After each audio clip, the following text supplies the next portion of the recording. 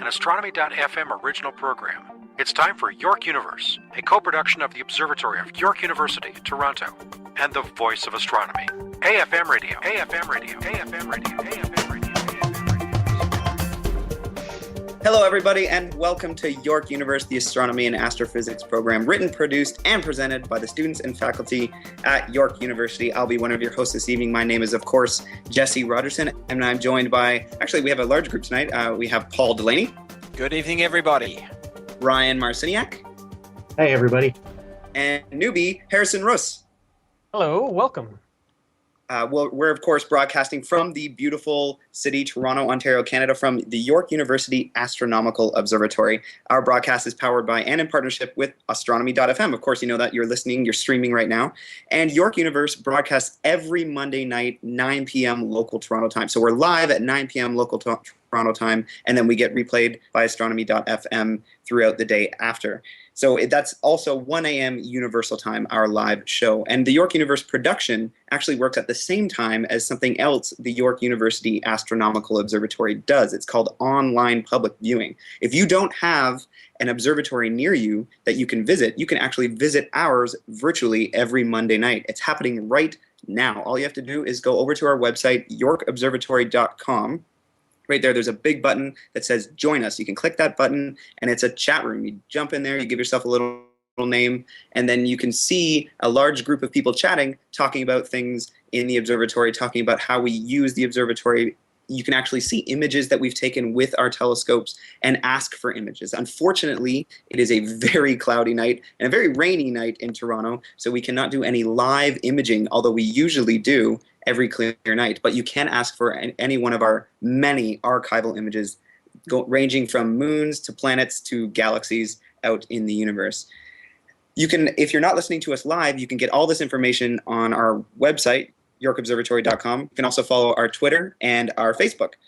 And moving on to that idea, we have a new person on tonight. I introduced Harrison Russ just a few seconds ago. Harrison, welcome to the program.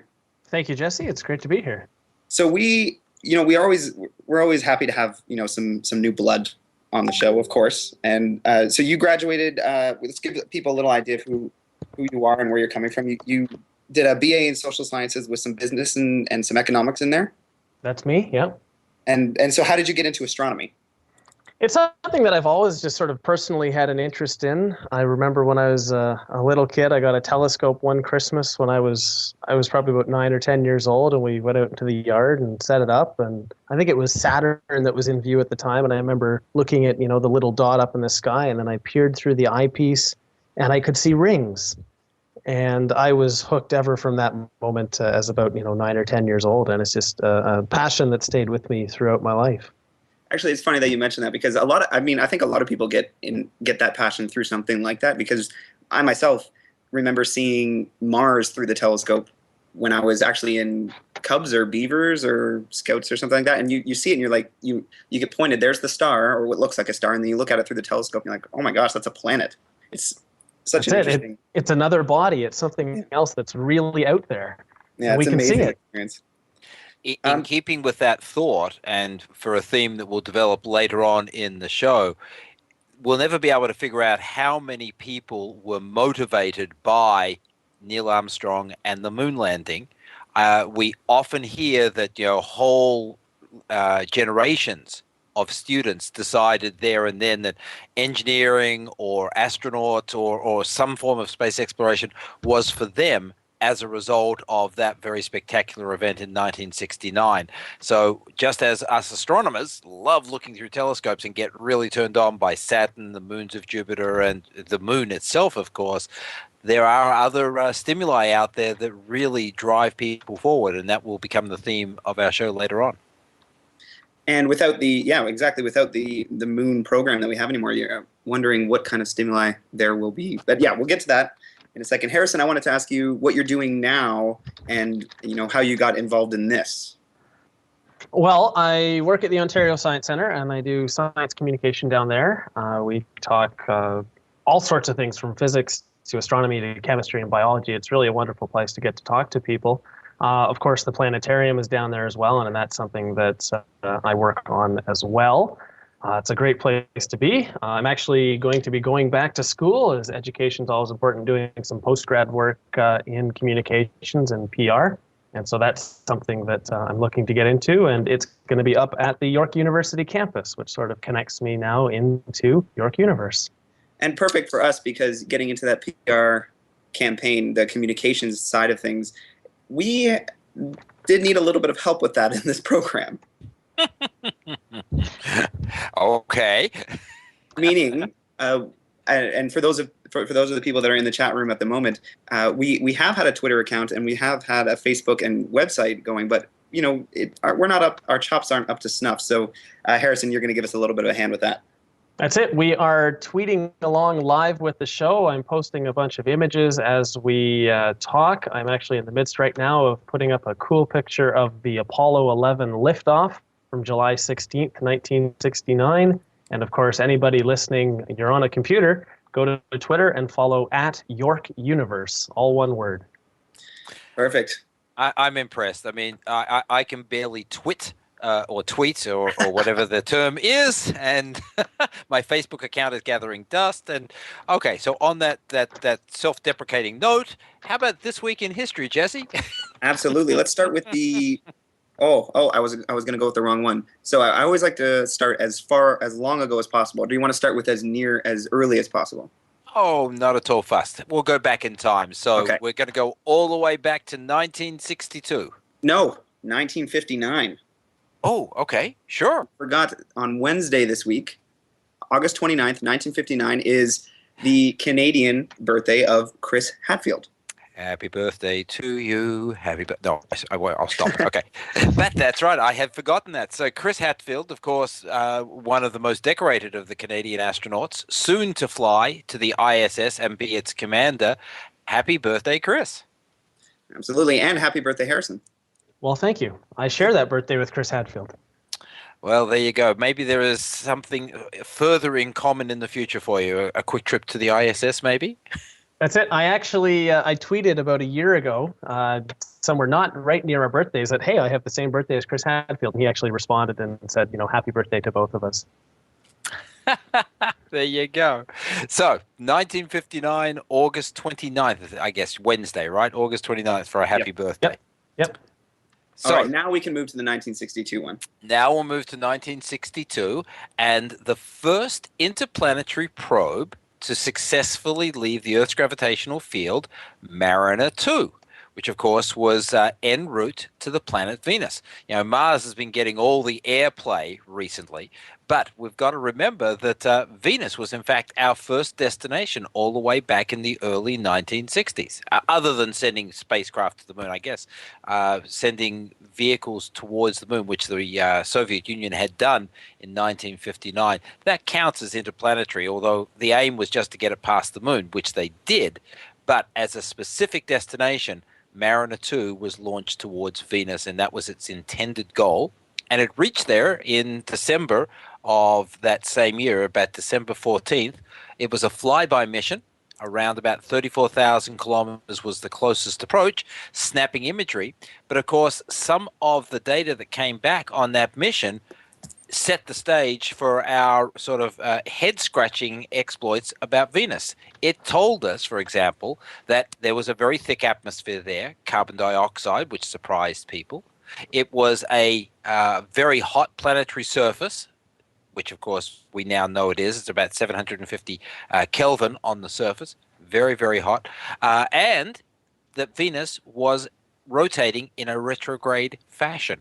So Mariner 2 really did set the stage for our understanding of the planet Venus all the way back in 1962. And one of the, not to be underlined, underscored, or not to be missed, I suppose, is that it was 1962, it was August 27th, which is today, and that is exactly 50 years ago to the day that humans became interplanetary species. Not as actual humans going to other planets, but the being able to send some sort of probe to another planet. So that's a huge milestone. Just a little while ago, we had the 50-year anniversary of humans in space. Now the 50-year anniversary of humans sending a probe to another body. And in 2019, when the 50-year anniversary comes along for us landing on the moon, that'll be another big event. Yes, very true. Very true. The Mariner 2 spacecraft certainly had its share of issues. It wasn't a flawless mission by any stretch of the imagination, but in true NASA style, they got it there. They got Mariner 2 to Venus, and it was quite a successful mission. I'm not sure what all of the mission objectives were, but it does seem to me that most of them, if not all of them, were met all the way back in 1962. Go NASA. Yeah, absolutely. All right, moving forward, the only other item, I guess it must have been a bit of a quiet week this week in history. The only other item that we picked up was all the way back in 2003, and it was the second flight of Spaceship One. And of course, everybody should recall Spaceship One was the vehicle that won the X Prize. And of course, Spaceship 2 is due to launch, well, if that's the right term, will carry people into Earth orbit, more than just the pilot, if all goes well, next year. Richard Branson and family are slated to fly Spaceship 2 into orbit next year. All of this started back sort of order 10 years ago, and the second successful flight of Spaceship 1, August 27th, 2003. That's fantastic to see, too. I mean, I'm just reading some of the stats on it now. 14 kilometers in altitude, 370 kilometers per hour. It was only an hour-long flight, which is interesting because they were just trying to make sure they could do a successful suborbital flight at that time, right? So, I mean, they literally went up and came back down. Exactly. What wasn't anything to write home about, really, in terms of, the space shuttle, for example, but to think that Spaceship One was purely private funding, that it was able to achieve the suborbital flight and come back and land quite successfully and be reused. All of those are the little things that make the notion of going into and out of Earth orbit for you and me, Ryan, something that is indeed possible in our lifetime. Yeah, and it really opened the floodgates for things like just for other space flight, right? I mean, when you private space flight like Elon Musk and SpaceX, right? Thank you. The SpaceX launches now, and them getting a contract with NASA. So I mean, all that stuff was paved from the original X Prize. And that's the theme of the decade. NASA has retired its shuttles, and actually, all of this stuff was happening back in the early 2000s when the shuttles was still in full swing. Although at that point, I suppose they were taking a hiatus. But the shuttles were in full swing. We had a way to get into space. But it's almost as if this, the X Prize Foundation sort of predicted that NASA was heading in the wrong direction, or in a direction that have left themselves open. And this X Prize, the idea is to let's make an incentive. Let's create some competition. Let's get private industry out there to innovate and create something that can get people into space. And this has now turned into the backbone of NASA's funding. They're putting money that way to hopefully allow commercial flight for not only people like you and me, but also getting their astronauts up into space. So it's a very interesting way this thing has turned out. An interesting stat. I believe that the development of Spaceship One cost the consortium, Richard Branson's consortium, something of order $200 million. That was to win a $10 million prize. It clearly... Not a bad investment. Yeah, well, clearly the idea was that if they developed the technology, there would be spin-offs down the road. The $10 million was, if you will, sort of pocket money. If they could go forward and do this, then the market, the untapped market at that point in time, would more than give them a great return for their investment. And while that has not quite happened yet for Richard Branson, I suspect it is with space tourism in the very near future. As we've all been suggesting, the notion of having the private sector ramp up their space initiatives, their space expertise to be able to carry cargo and soon people to Earth orbit, there is a huge market there, and one that NASA, arguably cannot compete with and shouldn't compete with. NASA should be going off and doing other things. You're not about to have Richard Branson fly to Mars. You're not about to have Elon Musk go to the moon anytime soon. Those are the harder things that NASA should be engaged in, and leave the private sector to take us into Earth orbit. And us, in this case, is not just astronauts and scientists. Us includes all four of us here tonight on radio. And for those who don't know Richard Branson, he owns Virgin Galactic, which I guess is part of his just a different segment of his company in Virgin Atlantic, where he owns a big air travel company. And so his goal with the original X Prize and coming up with Virgin Galactic and coming up with spaceflight, commercial spaceflight, was to make it available to as many people as possible. And that's the untapped market that Paul's talking about, is having members of the public, albeit very rich members of the public, paying a few $100,000 to go in a suborbital spaceflight and experience zero gravity for a few minutes up to an hour. So that was his goal, and that was the untapped market that he was looking at. And so I imagine he's still chasing that goal with Spaceship Two. Yeah, the idea here is, you guys have, it's an untapped market, and there's obviously a want for it, but it's definitely down the road. And there's a lot of companies coming out at the moment. There's SpaceX, of course, which is much more linked with industry and NASA compared to private citizens like ourselves. Yeah. There's Virgin Galactic. There's also Space Adventures, which is a very interesting company. And all of these are clearly trying to get into that, but they have to. It's about investment first. It's about creating that market, and then knowing that once you've created the market and have the technology, you are going to get the benefits, the fruits of the labors, so to speak. And also that other company that wants to go to asteroids and mine them. Planetary resources. Exactly. So all of them are seeing the benefits 20, 30, 40 years down the road. So it's an interesting, Elon Musk is an interesting gentleman, and he'll testify to this, about it's all about investment on something that he knows is going to be that's going to pay off. That's why he did Google. That's why he's in clean energy in cars. It's a very interesting investment strategy that he has. And what about another type of investment, the investment in people, getting people interested and excited in this sort of thing? Something that's been going on right now, of course, is Curiosity. And I don't remember the last time a NASA mission got that sort of pop coverage and that sort of attention. I mean, there's Sexy and I Know It spoof videos of Curiosity landing on Mars. When has this ever happened before?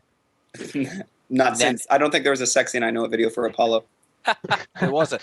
NASA realized quite some time ago that they had to put more effort into the education and public outreach side of their endeavor. 30, 40 years ago, as sort of you just implied, they were a group of engineers, and that was that. They were inspiring students to go into various fields at university levels, but it wasn't the same level of public outreach that we have today. They realized that there is a huge market, and if they can win that market over, then at least they may generate political power. So NASA has tried very hard, and I think with the current effort with Curiosity has succeeded in pushing a few public buttons and bringing more people on side for, if you will, the protection of their future budgets. They'll never have the flexibility and leeway that the Elon Musks and the Richard Bransons have, but that doesn't stop them trying to solidify their own future. And they should have been doing this, I would argue, a little more many years ago, and to have generated a little bit more foresight for the future than they have. I mean, we'll again talk about this, but I mean, 30 years of space shuttle, yeah, the space shuttle was a useful device, but for 30 years, we were stuck in low Earth orbit. We were parked going around and around and around within a few hundred kilometers of the planetary surface with not a clear vision of what to do next. Whereas obviously Elon Musk and Richard Branson have got that level of foresight and admittedly the flexibility to put their money where their minds are going. Yeah, Curiosity is kind of the latest leap for humanity. I mean, to go to Mars again, to put another rover on there. It's just it's fantastic to see the diversity in reactions. I mean, from the the NASA engineering team becoming superstars with the guy with the mohawk becoming famous now. I saw a video the other day of somebody who said he saw alien spacecraft in one of the photos from Curiosity. The videos and parodies that you're seeing from people, and how many people are being inspired by just the photos and the data that's coming back already. So it's kind of cool to see the diversity of reactions to it. Absolutely. If you're just joining us, by the way, you're listening to York Universe, the Monday night broadcast out of the York University Astronomical Observatory here in Toronto, Canada. You're listening to Jesse, Ryan, Harrison, and myself, Paul. But by all means, fire up your favorite web browser and point it over to yorkobservatory.com.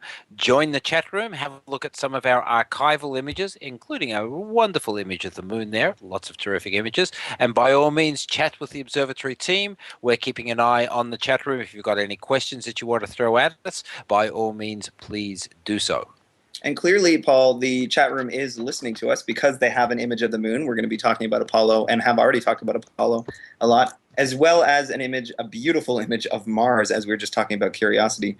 That is, remember, anybody who's in our chat room right now, or anybody who ever goes to our website, yorkobservatory.com, every single image you see there is taken by our telescopes from a site in the middle of Toronto. This is a major metropolitan area that has tons of light pollution, yet the talented staff at the observatory are able to pull out such beautiful images. Another couple of images there are a nebula as well as a galaxy. So it's just great images there. Head on over to yorkobservatory.com so you can enjoy them. I also just gently brag, we picked up a new short focal length refractor today, and we're in the process of mounting it. So hopefully this time next week, actually it won't be next week, we're on holidays next week. We should talk about that later. But say 2 weeks from now, we'll be able to show you some brand spanking new images from our new APO. So we're looking forward very much to bringing that online to be able to show everybody some more images. And of course, for our regular public viewing on Wednesday night, not to mention our classes, they'll be able to use that. So some new technology at the observatory. Wow, I just realized the next time we come back on the air, 2 weeks from now, school will be in. Yes, it will be, Jesse. Oh, gosh, where did the summer go? That's exactly right. For those who don't know, York University is the third largest university in Canada, so we're all bracing for approximately 45,000 full-time students to return to campus. So, the holiday's over, guys. We might never see you guys again. I'm working from home. I do not have that luxury. Okay, shall we turn to the main event, gentlemen? Of course, it's been all over the news for the last day. We can, astronomy.fm has been doing amazing coverage, as well as every news organization around the world. Mm-hmm. It's huge news and very, very sad news. The passing of an American hero, a worldwide hero, the amazing Neil Armstrong. It's a very sad day losing him. Absolutely. I mean, of the four of us, I'm the only one who was alive at that moment in time. Are you bragging? Yep. Well, what can I say? Yeah, this is one of those times where it's actually good to be the old guy on the air. But I'll start this by simply saying that, I was at school when Neil clambered down the ladder of the LEM and then first set foot upon the moon. It was late evening on July 20th here in North America, and it was midday in Adelaide, South Australia, where I was. It was a school day because, of course, our seasons are switched, so it was the depths of the Australian winter, and as a consequence, it was a regular school day.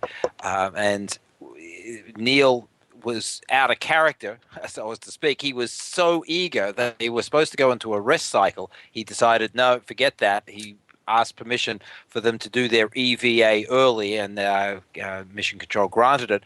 And so it was lunchtime when we were watching this really grainy black and white image of Neil, and I'll kid you not, I could barely make him out. The contrast in the shadows back then were really, really tough to work with. They've enhanced the video now. If you go across the net today, and you can find those same images that I saw in '69. They look a whole lot better today than they did in '69.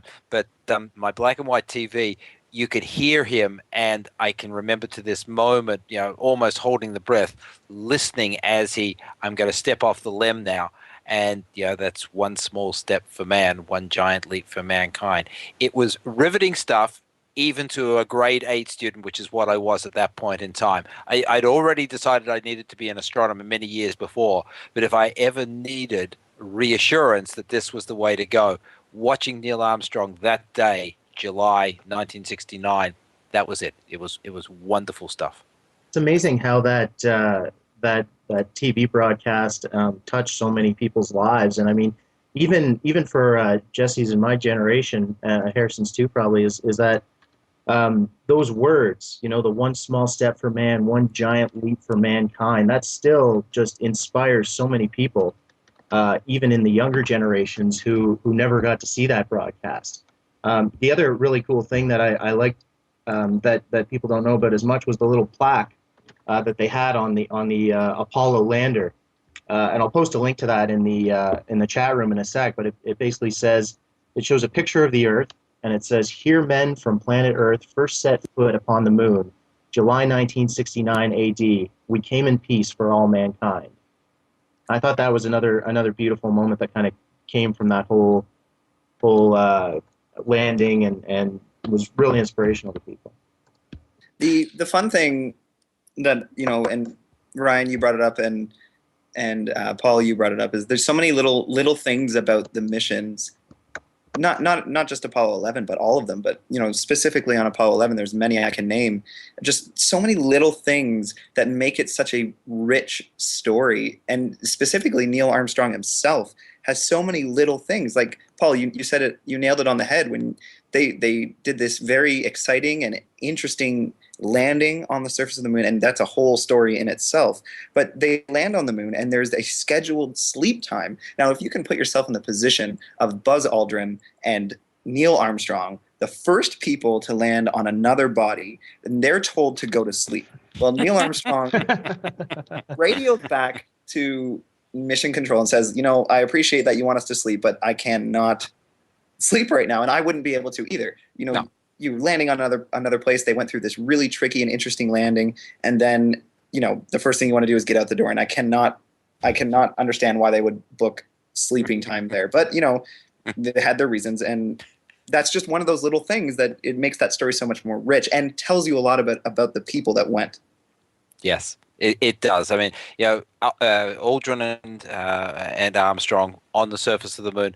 I'm going to remind everybody there was a third member of the crew, Michael Collins, and talk about an unenviable position. Although he was very gracious in all of his commentaries, both then and since, he was in the command module, orbiting some 100 kilometers above the moon, and of course didn't have a TV monitor, right? So the entire planet Earth, something like I think it's something like 1/6 of the entire planet was estimated to be watching Neil and Buzz bound around the moon's surface.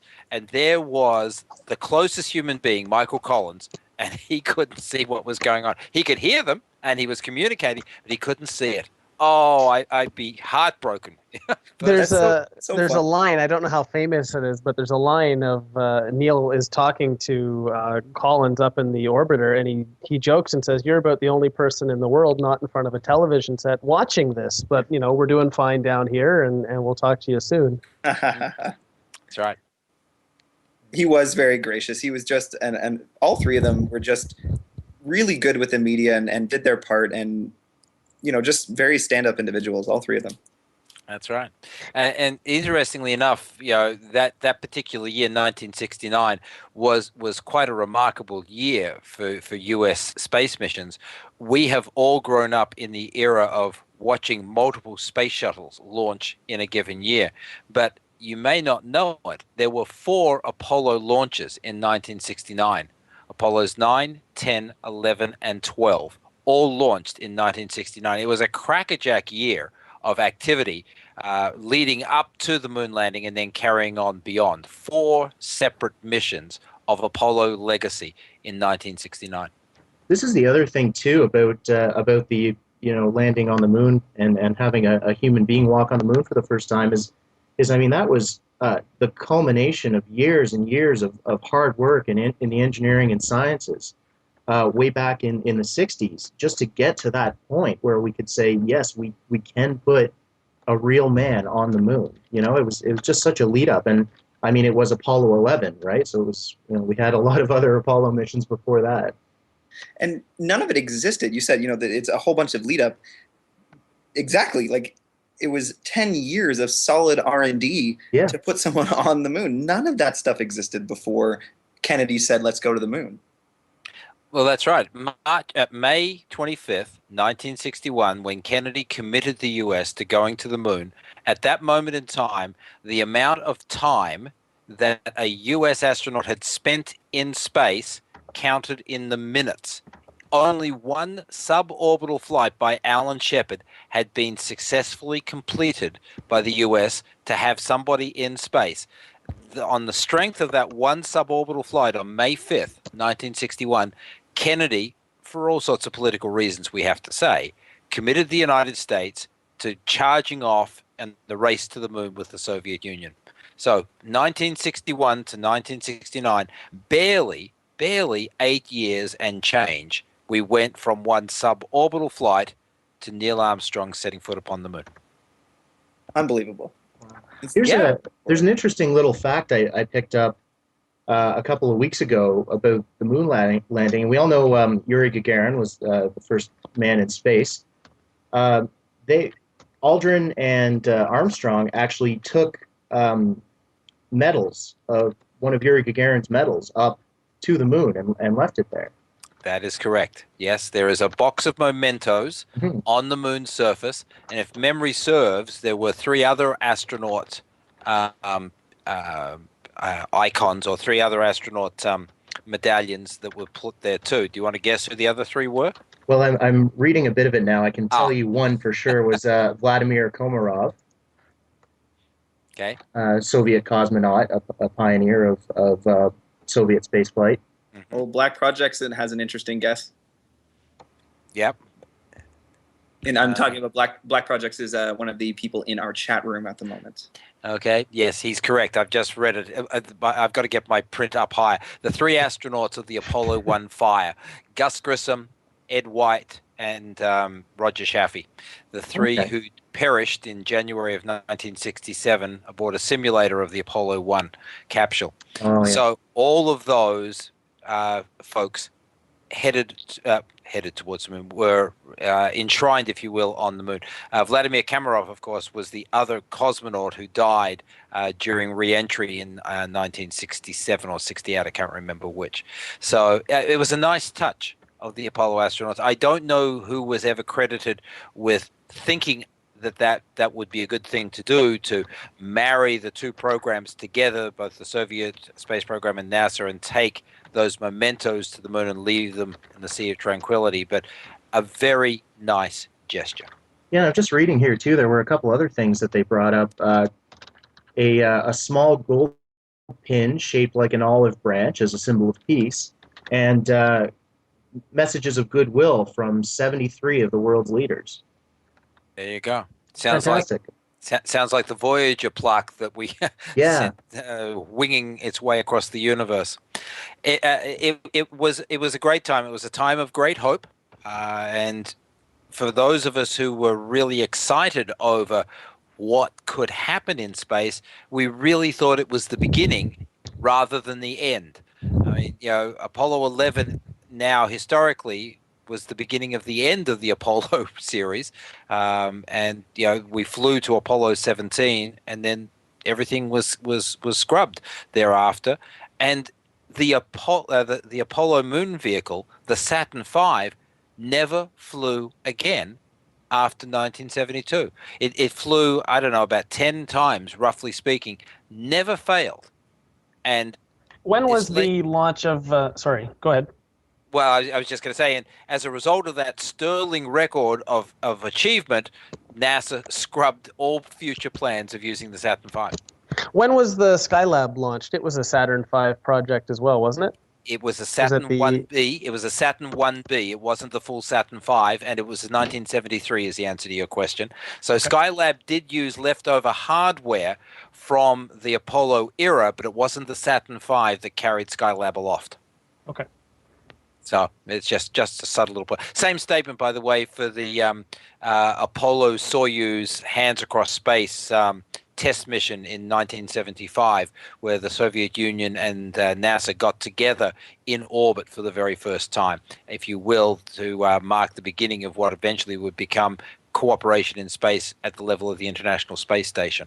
But it wasn't a Saturn V that lifted that vehicle into orbit either. And after all of that hardware was expended, we turned our attention towards the space shuttle. Before we completely leave the Apollo mission, though, there's an interesting fact that I'm sure any Canadians listening in will appreciate. Of course, we are all in Toronto, Canada, so we appreciate it, I'm sure. The lunar landing gear system, guess what country it was designed in? It was, of course, designed in Canada. It was designed, my French is not good, it was Heroux DevTech in Quebec. I'll take Canada for 500.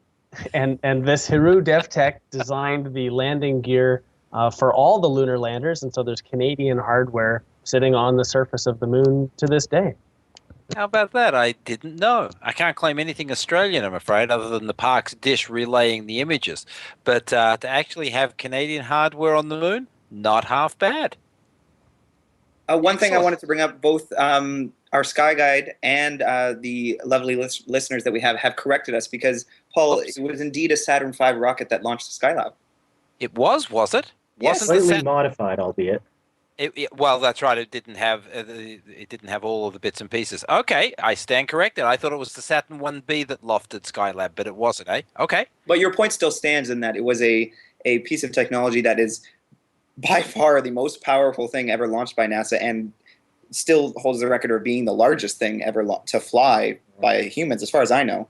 And it was something that was scrapped for something that would be, or at least was hoped to be, more efficient and quicker and better in the shuttle program. You know, a shift of priorities, if you will.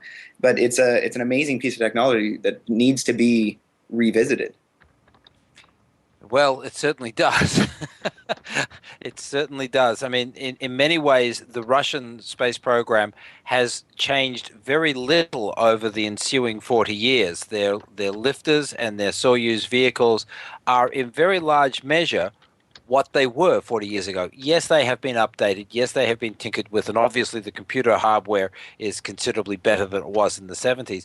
But the design of the lifter, the main lifter, as well as the Soyuz spacecraft, hasn't changed a whole lot. Arguably, they've taken the attitude, if it isn't broken, don't fix it. And they carry on with that sort of attitude to today. I have a few more things regarding, if I can switch the conversation a little, regarding Neil, talking about those, I'm talking like as if I know him, regarding Armstrong, and his the interesting things about him and what made him so good for the job. He's such a cool person, and I mean that in the sense of nerves. He was a person who thrived, if not was best, under pressure. There was a time in training when they were training for the Apollo program that there was a situation where he pretty much was literally seconds away from death and hit the what's the word, to get jettisoned. The jettison. Yep. He aborted and jettisoned out of the craft before it was blown up, so to speak. And and it was just a few seconds. And if he had done it any later, he would have died. And yet he went right on working. He went to the moon. And then there was the whole situation I was talking about with the landing, where he had to take over manual control because they were going to land in this rock pit, so to speak. And he took over manual control and guided the spacecraft to a very soft landing in a nice quiet place with less than 30 seconds worth of fuel, all done with the very, very cool hand. It takes a very special person to be able to thrive like that and work like that under such insane pressures. And so all astronauts, Buzz Aldrin and Michael Collins and all the Apollo program and everybody to date will say that he was the best person for the job. Yeah, and the absolutely. amazing thing when you listen to that recording of Neil flying the Eagle on the way down to the moon, there's two voices in the recording. One of them is calm, cool, and collected. That's Neil Armstrong who's about to smack into the moon. And the other one is this controller back in Houston, perfectly safe, wearing his button-up shirt and watching stuff on a monitor, and he's the one that's panicked. And as you say, Jesse, that completely speaks to just how calm, cool, and collected Neil was. And they landed, I think it was, with 17 seconds of fuel left. Well, a bit of debate there. I think the official word from NASA was something like 45, but Okay. the reality is probably somewhere between. There wasn't much, I think, is a fair statement. How many seconds we'll never actually know. It certainly sounds more dramatic to say 15 or 17. I think they had a tad more, but still not much, especially when you're flying into the middle of nowhere.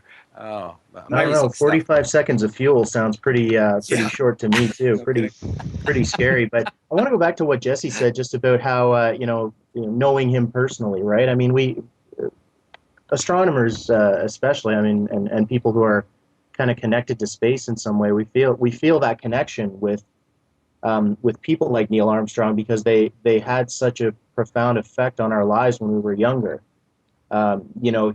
Like we said before about hearing the "one small step for man, one giant leap for mankind" quote, it's we really do feel those connections, and the same with Canadian astronauts like Chris Hadfield and bringing him up. We kind of feel those special connections with them as well, and it really speaks to these people, these astronauts. They really are heroes to so many kids, young and old, back on Earth, right? And I remember seeing a photo of the ticker tape parade that Neil, Buzz, and Michael got when they came down and were safe. And it was just amazing the number of people that turned out and were celebrating them and their accomplishments. And it's astronauts are inspiring to any generation. Absolutely. You look to them and they are inspirational, and the various space agencies realize that. Well, that was interesting. Apparently some funding's been provided by something. What can we say in that regard? Absolutely inspirational, though, and the various space agencies know that. And, of course, all astronauts get PR training. But it's one thing to be trained to deliver good PR. It's another to be passionate about it. And certainly both Aldrin and Armstrong have been very good spokespeople for the space agency in the ensuing decades. But interestingly enough, they didn't and do not still, I'm not quite sure how I get the right tense there, given the fact that one person's now dead and one's alive, but they don't agree on all aspects of the direction NASA should take. They both agreed to their last breath that we should continue into space and that NASA should play a leading role. But whereas Aldrin is fairly comfortable, for example, with the Obama administration's direction in space for NASA at the moment, Neil Armstrong did not. He was quite opposed to the direction that was taken and said so publicly, which was actually somewhat unusual for Neil. For him to actually come out and suggest that this wasn't the correct direction was a little out of character, just showing how passionate he felt about it. Yeah, he certainly stayed away from the limelight, but came back later in life. Yeah, it was an interesting take that he had, and it's good for him to come out and express that, whether it agrees or doesn't agree with what's going on, because he's such a famous figure. It's good to have his opinion and have people pay attention. Absolutely. He gave only a limited number of speeches in his life. I mean, after he left NASA, he was a public lecturer at, I think it was a university in Cincinnati. Not his alma mater, by the way. His alma mater was Purdue. But he took up a position in Cincinnati, but only for 8 years. And then he literally sort of retired into private life and gave only a limited number of presentations. He was always a well-spoken individual. He always thought of himself as an aerospace engineer, as a test pilot. But his words were always very calming and very positive towards the space program in his sort of 30-plus years following his retirement from public life, shall we say, at a university. Yeah, he was a very interesting individual, and you say the test pilot in him.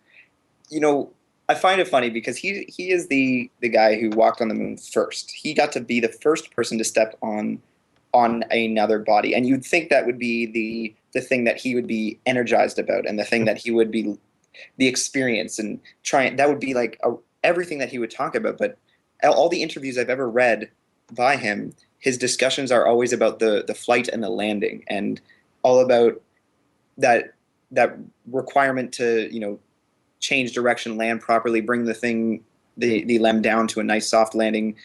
All those things were what he was most interested in, and would say things like, for a pilot, it's all about flight. Walking doesn't bring anything special, and apparently even if it's not on Earth.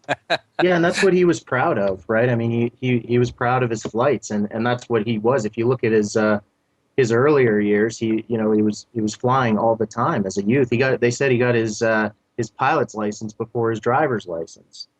Right? That's amazing. Yeah, so he was always in a plane, right? And I think that to him personally, it meant so much more to have a proper flight than to walk on the moon, which, you know, obviously has so much more meaning to everyone else. True enough. We should also mention that he was a member of the Challenger shuttle investigation panel back in 1986. He was brought out of, shall we say, public life, and was appointed by, I guess it was President Reagan at that point in time, to be the co-chair of the commission that investigated the Challenger accident. So he never strayed too far from NASA, even when he was in private life.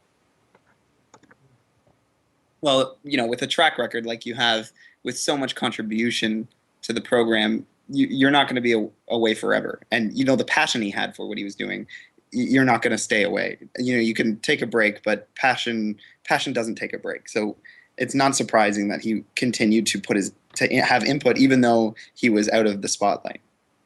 Correct. And even after his death, his family basically asked people to remember Neil by going outside, looking at the moon, and giving it a wink.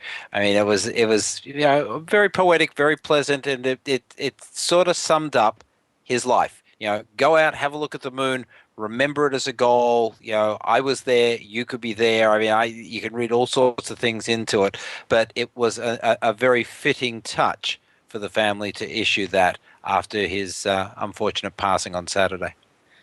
Yeah, I'm pretty sure Twitter exploded. I was sitting at home yesterday, just not really doing anything, and I was just on Twitter, and I was, you know, poking around on the internet, my email and stuff, and all of a sudden it was just tweet after tweet after tweet. Every single person I follow, it exploded on my feed, and, you know, off it went, and it started trending "Wink at the Moon," and there was a person named Catherine Q that I follow who was getting people to go out, make sure you go out tonight and wink at the moon, and I went out, and you know, I happened to take a stroll last night, and there was the moon, and, you know, had to give it a wink. That's exactly right. A lot of wonderful images taken, and for those who are just joining us, you're listening to the York Universe, our regular Monday night publication, our broadcast out of the York University Astronomical Observatory. Jesse, Ryan, Harrison, and myself talking at this point in time about Neil Armstrong, the legacy of Apollo. By all means, point your favorite web browser to yorkobservatory.com. Join the chat room, have a look at the pods. It's a cloudy night here in Toronto, but we've got a couple of really nice images of the moon. It's our equivalent to winking at it tonight, virtually, I guess. We're, of course, approaching full moon, so you'll have lots of opportunity to look at the moon over the coming days. Look up, think of Neil Armstrong, and think of the 12 men who have walked upon the surface of the moon. It is the only other object in our solar system where human beings have left footprints. And make sure you're over at yorkobservatory.com. Make sure you also follow us on Twitter, York Universe, at York Universe. You can get all the information we're talking about is being live tweeted as we go. Thanks to Harrison, of course. Happy to help. All sorts of cool pictures going up as well. That was sort of the fun thing in getting ready for tonight, was going through all the NASA image archives and finding those really amazing old Apollo era photos. There's one that we put up about 10 minutes ago. It's from Apollo 15, a giant Saturn V rocket sitting on the launch pad. And off in the distance, you can see a lightning bolt. There's a thunderstorm, I guess, off the coast of Florida that evening. Amazing images. I was fortunate enough, I got to see a shuttle launch one day. Uh, can you imagine seeing a Saturn V launch something 30 stories tall on its way to the moon? That would have been special. Would have been fun. Well, there's a piece of trivia seeing you're talking about lightning bolts and Saturn V's. I think it was Apollo 12, and I dare say the folks in the chat room will correct me quickly if I'm wrong, but I think it was Apollo 12 that during its launch actually did get hit by a lightning bolt. So it carried on, it survived, it took a little bit of damage, but it did actually snake its way through the clouds. So lightning and Florida and satellite or shuttle launches or spacecraft launches, they all tend to go hand in hand. Well, they're built to travel, so everything that they went through, they go through with flying colors. Well, it's interesting though with the shuttle missions and a lot of those, the ones where they had the heat shield, they had to avoid flying through. I think it was any sort of cumulus cloud, That's because right. if any moisture got in the tiles, once you got into space, it would freeze and expand, and they thought it could pop tiles off. So shuttles should have never encountered thunderstorms. It wasn't quite the same issue with the Apollo era ones because the heat shields weren't exposed on the way up, I guess. Oh yeah, that makes But sense. with the shuttles, if it was even thick cloud, they couldn't fly through it. There were a lot of limitations, flight limitations on the shuttle because it had to act like an airplane as well as a spaceship. And it as you say, you couldn't carry moisture into space. If you had to turn around for a launch abort, it had to fly back with good visibility because, of course, it was a rock that was flying. It had no power once it's disconnected from the external fuel tank. So, yes, there were lots of constraints on the shuttle that just did not exist with the Saturn V. It blasted its way through almost anything. And once you lit those rockets, away you went. There's no off switch on the Saturn V. Not really. That's exactly And right. It's funny, 40 years later, we drop a new instrument around in orbit around the moon, the LRO, the Lunar Reconnaissance Orbiter, are now sending back some great images of all the landing sites, and you can actually see the footprints because this thing gets really low, within 30 kilometers of the surface, I believe, and it has a very high resolution imager and is actually taking images of the footprints of the astronauts who walked on the moon, including Neil Armstrong. Yep, the flags, the lunar modules themselves, or at least the descent stages, the rovers. Yeah, it certainly is inspiring to see that sort of stuff. And for those people out there who still are wary that we ever went to the moon, it's hard to refute those sorts of images. But of course, they'll find a way. yeah, I was going to say Photoshop and so on and so forth. I always wondered why it was that we had to perpetrate the hoax 6 times. I mean, if you went to the moon once and you wanted to claim, it was a hoax, why redo it 6 times? It never would have made much sense to me. But anyway. For the same reason that people are finding aliens on Mars. Wink, wink. I see. Right. Okay. Well, and the real question for the hoaxers is why haven't they faked it again since then? We want to go back to the moon so badly. Why don't they? They could have faked it 6 months ago. That's an interesting question. Done it more successfully too, probably. I mean, Probably.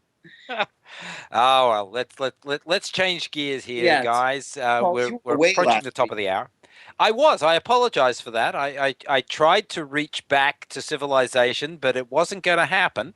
I was up in Algonquin Park, which, for those people who are not aware of it, is a very large national area of forest and lakes and rivers, and it's just majestic stuff here in central to northern Ontario. It's about sort of 4 hours north of Toronto by car, up to 6 hours. So it's a very large swath of land. And located on the northern edge, slightly towards the eastern edge, is the Algonquin Radio Observatory, ARO, which is the site of a 46-meter radio telescope that was built by Canada in the early 1960s. It came online in 1965 or thereabouts. It's a fully steerable dish, and it is a magnificent sight. It is now looked after in large measure by York University, by a couple of the space engineers and the physics folks here at York. It's sort of on lease from our federal government. The federal government more or less gave up its interest in ARO in the late 1990s, I guess the mid 1990s, and York has taken over custodial responsibilities to keep the dish operational. Not an easy task for a 46-meter class telescope, but we have managed to do it courtesy of people like Ben Quine and Wayne Cannon and a few others, Norbert Bartel. They have managed to keep this facility operational, and it is used for geodetic measurements. It is used for a variety of research endeavors, educational purposes for students to sort of cut their teeth on collecting radio astronomy data, and so on. So a few members of the observatory team and I went up earlier this week, well, I guess a week ago, as you say, Jesse, and apart from sitting out under absolutely magnificent skies, the Milky Way arching from one horizon to another, even clearly silhouetted against the bonfire, which was our marshmallow roasting expedition there, it was just a gorgeous sight. And the radio telescope, to see it majestically move, to still know that it is operational and collecting data, it was a wonderful couple of days, in my opinion. Well, we're certainly jealous of you here. We talked a lot at length about it last week. I invited you. Well, maybe next year if you go. Somebody had to do the show. Yes, this is true. What can I say? But he made that sacrifice just for you, Paul. Thanks, Jesse. I appreciate that. I wasn't thinking of it in those terms. I do have a question, though, because I was reading on the ARO website about this, that the ARO is actually part of the Deep Space Network for NASA. They have been approached by NASA on a couple of occasions, and I believe they have done some downlinking telemetry on a variety of missions. They, in fact, would have been one of the primary downlinks associated with the Japanese mission Nozomi to Mars, but unfortunately that did not quite work out so well for the Japanese Space Agency. So it has the capability to listen in on satellite telemetry, and when there has been too much activity on the Deep Space Network, ARO has been so engaged. But I don't